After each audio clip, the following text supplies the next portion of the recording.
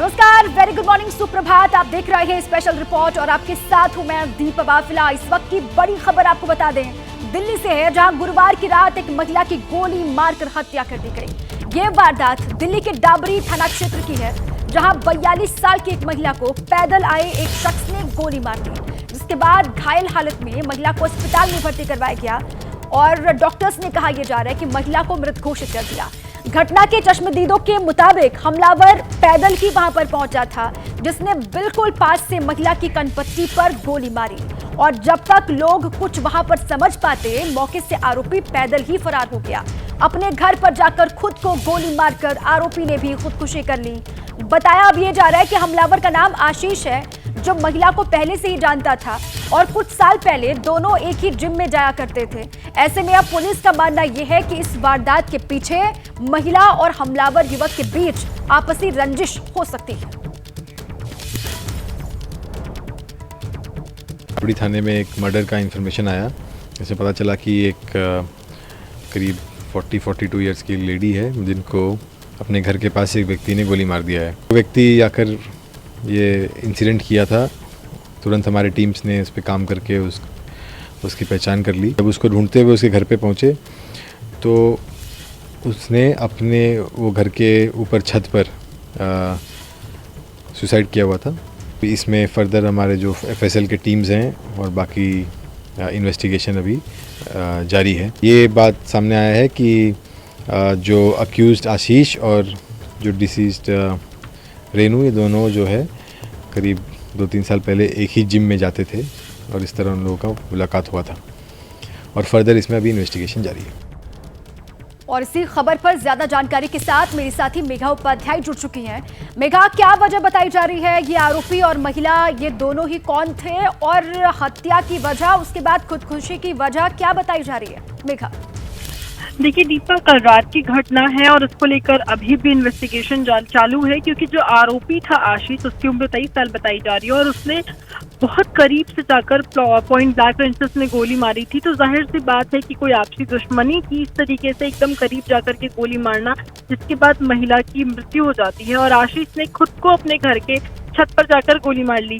ये पहले जो मामला सामने आया है और आसपास के जो पड़ोसियों ने जानकारी दी है हमें, उसके मुताबिक ये दोनों एक दूसरे को पहले से जानते थे, साथ जिम जाया करते थे। घर का फासला इन दोनों का भी काफी नजदीक है, मतलब बिल्कुल पड़ोसी कह सकते हैं आप मृतक महिला के आरोपी आशीष का। 2 घर छोड़कर उसका घर था, तो ऐसे में पड़ोसी भी था और साथ में जिम जाते थे, साथ में पहले रिश्ता बताया जा रहा है। तो ऐसे में आपसी रंजिश का जो है मामला सामने आ रहा है, क्योंकि बिल्कुल करीब से महिला पास के दुकान में कुछ सामान लेने के लिए बुटीक में गई थी, जिसके बाद आशीष जो आरोपी है वो पैदल आता है, पैदल आकर गोली मारता है और गोली मारने से जो महिला है रेनू गोयल, आपसी रंजिश की बात बताई जा रही है शुरुआती तौर पर। शुक्रिया आपका पूरी जानकारी के लिए। देखिए, द्वारका के डाबरी थाना इलाके के वैशाली में वारदात को अंजाम दिया गया। महिला का नाम रेनू गोयल बताया जा रहा है, जिसे आशीष नाम के 23 साल के युवक ने कनपट्टी पर गोली मारकर मौत के घाट उतार दिया और फिर वहां से फरार हो गया। हालांकि अपने घर पर पहुंचकर आशीष ने भी तमंचे से खुद को गोली मार ली और खुदकुशी कर ली। ABP न्यूज संवाददाता अहमद बिलाल की मौके से एक खास रिपोर्ट आपको दिखाते हैं इस वारदात पर। दिल्ली पुलिस के सूत्रों के मुताबिक 23 साल के आरोपी आशीष ने जो है शाम 8:30 बजे 42 साल की महिला रेनू गोयल की उनके घर के ही बाहर जो है गोली मार करके हत्या कर दी गई। इस वक्त ABP न्यूज़ जो है वो उसी जगह स्पॉट पर मौजूद है। मेरे कैमरा पर्सन रवीश जो है वो आपको स्पॉट की तस्वीर दिखा रहे हैं कि यहाँ पर दिल्ली पुलिस ने बैरिकेडिंग कर दी है फिलहाल, और जो खून के दाग हैं वो भी अभी यहाँ पर बिखरे पड़े हैं। आपको बता दें कि इस मर्डर मामले में जो है आरोपी 23 साल के जो आशीष है उसने जो है खुदकुशी कर ली। मृतक रेणु के घर के पास ही जो है आशीष रहता था अपने माँ बाप के साथ, और आरोपी आशीष ने अपने घर की छत पर ही जो है वो एक देसी कट्टे से जो है खुद को गोली मारकर खुदकुशी कर ली। और दिल्ली पुलिस के मुताबिक मृतक रेणु और आरोपी जो है वो आरोपी आशीष एक दूसरे को पहले से जानते थे। मृतक रेणु और आरोपी आशीष जो है कुछ साल पहले तक एक जिम में जाया करते थे, जहाँ पर जो है उन दोनों के बीच जो है वो पहचान हुई थी और दिल्ली पुलिस के सूत्रों के मुताबिक एक पर्सनल रंजिश की वजह से जो है वो ये जो है वो आरोपी आशीष ने जो है इस तरीके की घटना को अंजाम दिया। आपको ये भी बता दें कि जो 42 साल की महिला है रेणु, उनके 3 बच्चे थे जिनमें 2 लड़कियां और एक जो है वो छोटा लड़का था। और जो मृतक रेणु हैं उनके पति जो है वो एक प्रॉपर्टी बिल्डिंग का जो है काम किया करते थे। लेकिन जाहिर तौर पे ये जो घटना सामने आई है ये एक बड़ा सवालिया निशान दिल्ली पुलिस की कानून व्यवस्था पर ज़रूर उठाता है, क्योंकि ये जो इलाका है डाबरी का, ये बेहद पॉश इलाका है। जो घर हैं यहाँ पर, हर घर के बाहर जो है वो सीसीटीवी से जो है ये जो गली है वो पटी पड़ी है।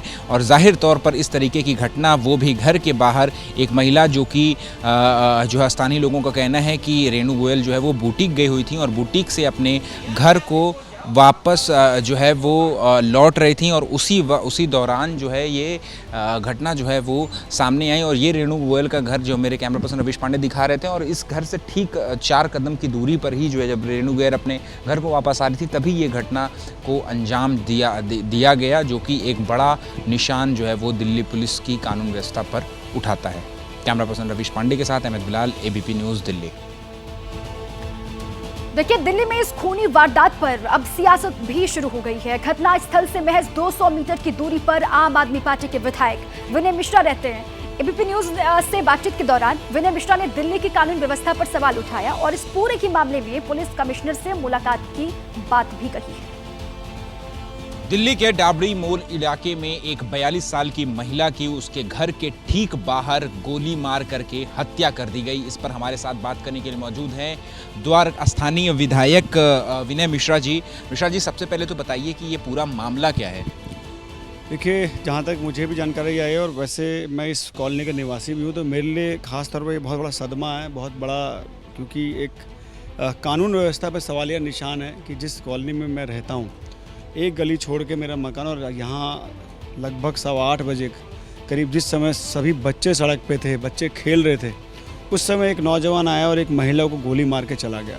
ये अपने आप में कानून व्यवस्था का बहुत बड़ा सवाल है और ये मेरे ही नहीं, हमारे यहाँ के जितने जो रेजिडेंट्स हैं उनके मन में ये एक सवाल है, बहुत बड़ा डर है कि जब इस तरीके से ओपनली कोई गोली मार के चला गया, ये वाकई में मुझे लगता है कि शब्दों में बयान नहीं कर सकता। दिल्ली कानून व्यवस्था चरमरा गई है और मुझे लगता है कि अपराधियों में पुलिस का डर खत्म हो गया। यही पूछना चाहता हूँ आज LG साहब से कि आज कानून व्यवस्था क्या है, आप पुलिस इसकी जांच करे और ओपनली आज आप खुद देखिए, जब शाम के समय में लोग सड़कों पे होते हैं, कोई सैर कर रहा होता है, बच्चे साइकिल चला रहे होते हैं, उस समय में और कैमरे इतने लगे हुए हैं, तब भी कोई आगे गोली मार के चला जाए, तो आप सोचिए आज अपराधी के हौसले कितने बुलंद है इस दिल्ली में। ये सोचने का विषय है। दिल्ली के बाद आगे बढ़ते हैं, बिहार से बड़ी खबर है। बिहार के मुजफ्फरपुर में गुरुवार की रात गोली लगने से घायल हुए एक छात्र की मौत के बाद पुलिस और परिजनों के बीच टकराव हो गया, जिसके बाद सड़क पर शव रखकर चक्का जाम कर रखे नाराज परिजनों को काबू में करने के लिए पुलिस ने जमकर लाठियां भाजी। घटना मुजफ्फरपुर के सदर थाना क्षेत्र के खबरा गांव की है, जहां 12वीं के एक छात्र को अपराधियों ने गोली मार दी और इलाज के दौरान छात्र की मौत हो गई। जिसके बाद नाराज परिवार वालों ने शव को सड़क पर रखकर चक्का जाम कर दिया और बाद में मौके पर पहुंची पुलिस ने लोगों को समझाया, लेकिन जब वो नहीं माने तो पुलिस ने भीड़ को मौके से हटाने के लिए उन पर लाठियां भाजनी शुरू कर दी। ये उसी वक्त की तस्वीर आप देख रहे हैं। मुजफ्फरपुर में इंसाफ की मांग और बड़ी संख्या में लोग पहुंचे, परिवार वाले पहुंचे, शव को रखकर प्रदर्शन किया गया। पुलिस पहुंचती है और इस तरीके से उन पर लाठियां भाजी जाती हैं। पहले समझाने की कोशिश और फिर ये कहा जा रहा है जब यहाँ से हटने को परिवार वाले तैयार नहीं हुए तो उसके बाद इस तरीके से उन पर लाठियां भाजी गई। छात्र की मौत पर हंगामा। गुरुवार को 12वीं के छात्र की हत्या यहाँ पर हुई। मुजफ्फरपुर में छात्र की मौत के बाद का बवाल आप इस वक्त देख रहे हैं। परिवार वाले बेहद गुस्से में और इस तरीके से चक्का जाम किया, शव रख करके सड़क पर। पुलिस वहां पर पहुंची, समझा बुझाने की कोशिश, लेकिन परिवार वाले जब नहीं माने तो वहां पर कहा यह जा रहा है कि लाठियां भाजनी पुलिस ने शुरू कर दी और फिर वहां ये बवाल और ज्यादा बढ़ गया। बिहार की तस्वीर, चक्का जाम, शव रखकर सड़क पर परिवार वाले करते हुए दिखाई दिए।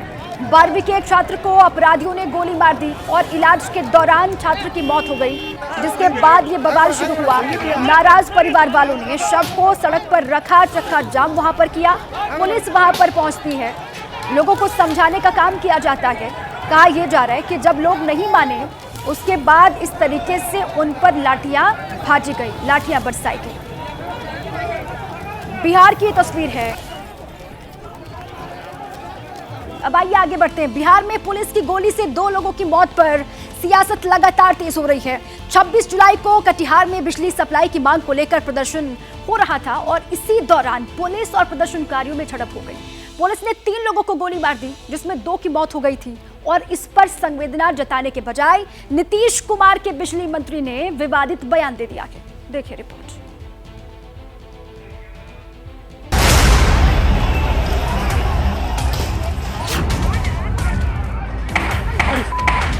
अब बदमाशी जब करेगा कोई तो पुलिस क्या करेगी? लाठी चार्ज और गोली तो चलती है।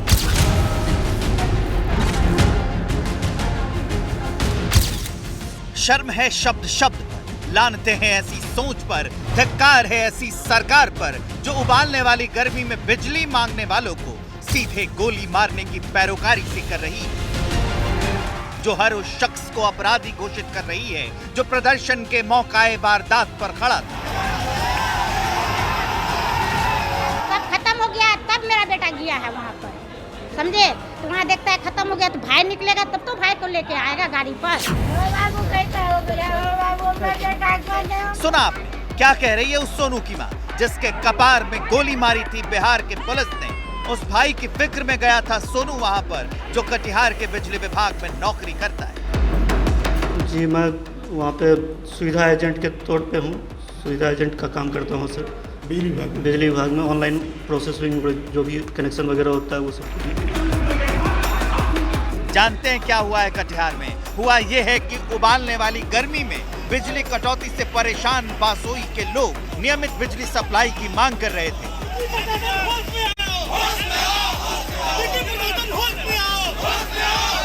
दोपहर होते होते भीड़ उग्र हो गई, लोगों ने पत्थर फेंके तो बिहार पुलिस ने पहले लाठियां भांजी और फिर सरकारी गोली से जवाब देना शुरू कर दिया। पुलिस कह रही है कि अफसरों को बंधक बना लिया गया था, इसलिए मारे।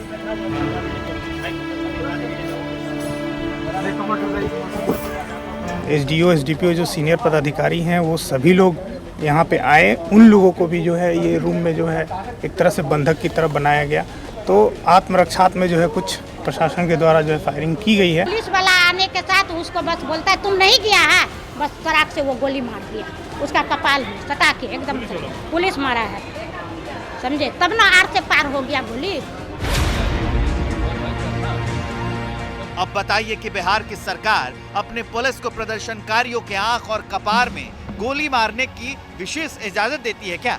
आपको लगा कि संयम नहीं है तो आपको क्या आपने आंसू गैस का गोला छोड़ा, क्या आपने लाठी चार्ज किया, क्या आपने हवाई फायरिंग की? अगर आपने इन तीनों चीज़ को नहीं किया तो यह एक जांच का विषय है।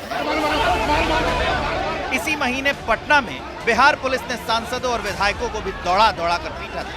बीजेपी का आरोप तो यहाँ तक है कि पुलिस की पिटाई से उसके एक कार्यकर्ता की मौत हुई।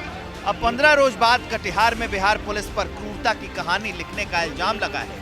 यही वजह है कि बीजेपी के नेता बेहद आक्रोश कि कोई तानाशाह सरकार ही आंदोलन करने वाली जो जनता है उसके ऊपर गोली चला सकती है, उसकी जान ले सकती है।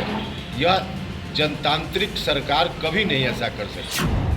असदुद्दीन ओवैसी ने भी नीतीश कुमार पर प्रहार किया है। सामाजिक न्याय के पुरोधाओं की सरकार से पूछा है कि क्या सुधार की मांग पर सीधे गोली चलाएंगे? जवाब नीतीश के मंत्री दे रहे हैं। अब बदमाशी जब करेगा कोई तो पुलिस क्या करेगी? लाठी चार्ज और गोली तो चलती है। जाहिर है कि जब संवेदनहीनता पराकाष्ठा पर होती है, जब अहंकार अति पर होता है, जब सत्ता की अकड़ बेहिसाब होती है, तब ऐसे ही विरोध और अधिकार के लिए उठ रही हर आवाज अपराधी हो जाती है। बिहार सरकार वही साबित करने में जुटी है। बड़ी खबर इस वक्त की आपको बता दें, मध्य प्रदेश के रीवा में थाने के भीतर गोलीकांड हुआ कि एसआई ने सिविल लाइन थाना प्रभारी को गोली मारी। बड़ी खबर, गंभीर हालत में थाना प्रभारी का इलाज जारी है। 4 घंटे बाद आरोपी एसआई ने सरेंडर कर दिया है। दरअसल एसआई को लाइन अटैच कर दिया गया था और इसी को लेकर उसकी थाना प्रभारी के साथ बहस भी चल रही थी और तभी एसआई ने गोली मार दी। बड़ी खबर, एमपी के रीवा में थाने के अंदर गोलीकांड हुआ है। एसआई ने सिविल लाइन टीआई को गोली मार दी है और गंभीर हालत में थाना प्रभारी का इलाज चल रहा है। फिलहाल इस वक्त 4 घंटे बाद आरोपी सब इंस्पेक्टर ने सरेंडर किया है। रीवा से बड़ी खबर, मध्य प्रदेश के थाने के भीतर गोली चली है। एसआई ने गोली चलाई है, सिविल लाइन टीआई को गोली मारी है, हालत गंभीर उनका इलाज चल रहा है। 4 घंटे बाद इस आरोपी एसआई ने सरेंडर किया है। ये बड़ी खबर और सनसनीखेज खबर मध्य प्रदेश के रीवा से। थाना प्रभारी को एसआई ने गोली मार दी थाने के भीतर और 4 घंटे बाद जाकर सरेंडर किया है इस आरोपी एसआई ने, जिन्हें गोली मारी गई है। थाना प्रभारी की हालत गंभीर। ये देखिए आप तस्वीरें आपकी स्क्रीन पर, आरोपी की भी और घायल थाना प्रभारी की भी। घायल थाना प्रभारी का नाम हितेंद्र नाथ शर्मा और इनकी हालत गंभीर है। आरोपी का नाम सब इंस्पेक्टर ब्रिजराज सिंह। 4 घंटे बाद इस आरोपी एसआई ने सरेंडर किया है। तो देखिए ये घटना क्यों हुई, इस तरीके से एसआई ने क्यों गोली मारी थाना प्रभारी को, इसको लेकर बहुत सारे सवाल और जाहिर सी बात है कि सियासत भी होगी।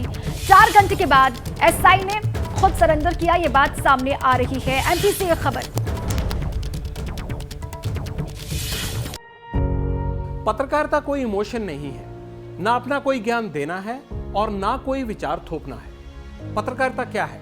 पत्रकारिता का मतलब है सही जानकारी इकट्ठा करना और तथ्य बताना। पत्रकारिता आज जितने महत्वपूर्ण दौर में है, शायद पहले नहीं थी। इस दौर से निकलने के लिए सिर्फ सच दिखाने की जरूरत है, वो सच जो आपके हित को आगे रखे। इसलिए अब रात 9 बजे प्राइम टाइम नहीं होगा, ये आपका टाइम है। जगविंदर पटियाल के साथ देखिए पब्लिक इंटरेस्ट 17 जुलाई से सोमवार से शुक्रवार रात 9 बजे सिर्फ एबीपी न्यूज पर।